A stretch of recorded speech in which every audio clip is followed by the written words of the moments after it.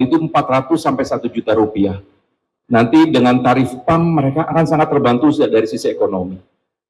Kemudian inilah yang kenapa kita perlu kemudian lakukan percepatan penyambungan pipa, dan ini mandat dari pemerintah baik pusat ataupun daerah untuk mempercepat 2030 kita selesaikan 100% pelayanan sambungan sebanyak 2.006.000 pelanggan.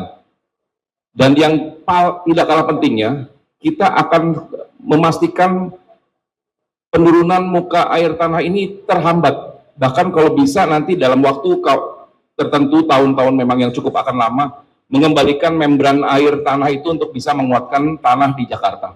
Itu yang menjadi salah satu penting kenapa ini harus kami lakukan. Lanjut. Secara penugasan mandatorinya, baik proses dari mulai NK, kesepakatan pemerintah pusat dengan pemerintah daerah, dan kemudian penanganan sampai ke level penugasan mandatorinya Pamjaya, itu jelas prosesnya sudah ada. Jadi tadi Pak Gubernur sudah sampaikan, rangkaiannya ini sudah 2 tahun kita kemudian mempersiapkan ini semuanya. Lanjut. Ini sekedar menggambarkan buat teman-teman semuanya. Statistically secara inflasi gitu ya, perubahan harga sejak 2007 sampai 2024. Walaupun tadi juga saya setuju dengan statement Pak Gubernur, tidak hanya karena 17 tahun nih Pamjaya tidak menyesuaikan tarif.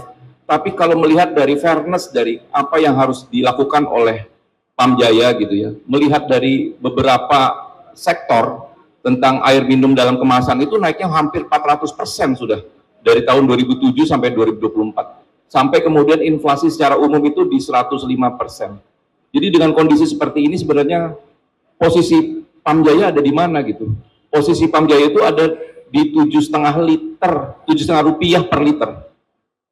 Dan inilah yang kenapa kemudian saat ini alhamdulillah Pak Gubernur, Pamjaya memang dalam posisi keuangan yang sudah cash positif gitu. Tetapi memang inilah kenapa cash positif ini kita memang melakukan investasi untuk mempercepat proses supaya penyambungan kita menuju 2030 itu selesai. Lanjut. Ini targetnya tadi yang sudah disampaikan, bahwasanya ini akan mencapai 100% pelayani di 2030. Kita berbagai inovasi kita sudah bangun.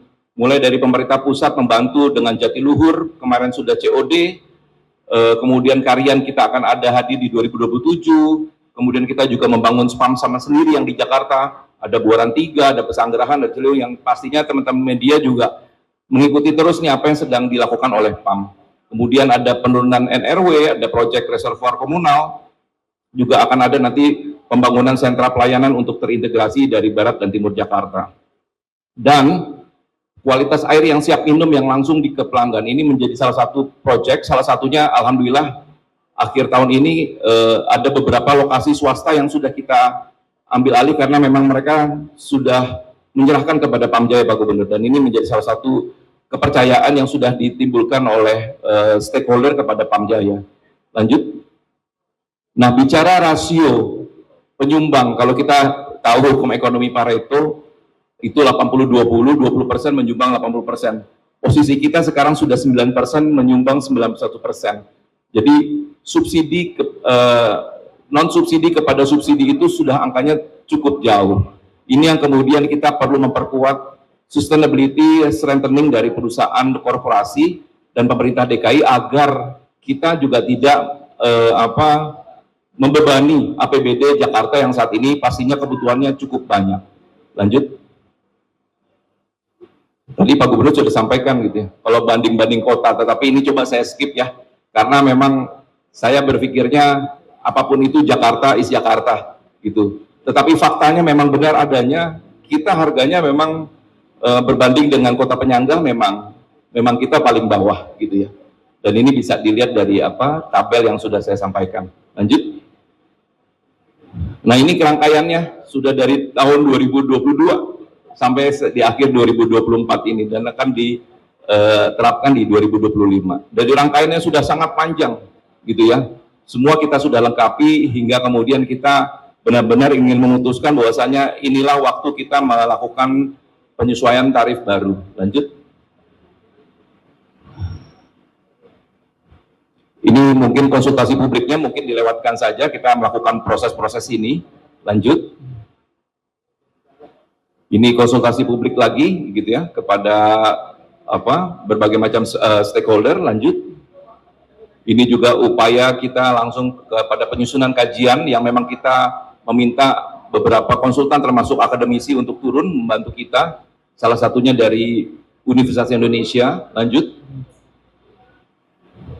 Ini beberapa hal, ini aturan Kementerian Dalam Negeri. Bahwasanya kelompok tarif itu 10 kubik semuanya sama. 10 meter kubik itu adalah kebutuhan dasar. Jadi itulah yang saat ini kita coba jaga agar 10 meter kubik ini menjadi tetap harganya tidak dinaikkan atau tidak disesuaikan oleh kemudian tarif baru. Lanjut. Nah, ini tarif barunya, rekan-rekan semuanya.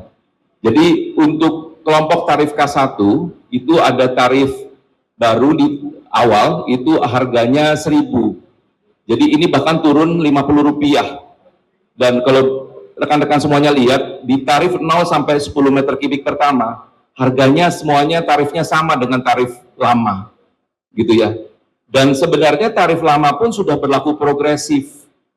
Nah, ini yang kemudian kita coba ambil bahwasanya secara skematik metodologinya sama. Hanya dengan kondisi saat ini itu yang kemudian hal yang kemudian setelah kebutuhan pokok ada kebutuhan lain-lainnya yang memang itu mulai berprogresif. Jadi metodologinya tetap sama Pak Gubernur. Nah, inilah yang saat ini memang ada di tarif baru ini. Saya coba lengkap ya, karena akan ada program Pamjaya yang insya Allah nanti bisa membuat masyarakat 21 akan kemudian terbantu. Lanjut. Jangan lupa subscribe ya.